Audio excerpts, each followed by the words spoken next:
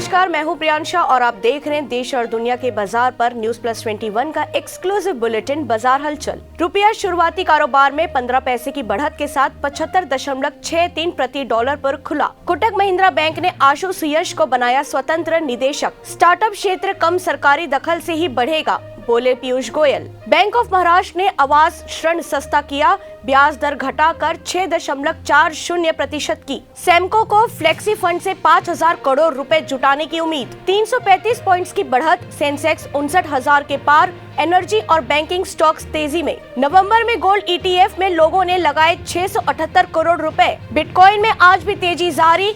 Ethereum 2,000 रुपए सस्ता हुआ। सोना चांदी हुआ महंगा, 48,000 को पार कर गया 24 कैरेट गोल्ड का रेट। टेगा इंडस्ट्रीज के निवेशकों को बम्पर रिटर्न, एक शेयर पर 307 रुपए फायदा। ऐसे ही तमाम जानकारी से लगातार अपडेट रहने के लिए हमारे चैनल को लाइक और सब्सक्राइब करना ना भूलें। नोटिफिकेशन के लिए बेल आइकन जरूर दबाएं।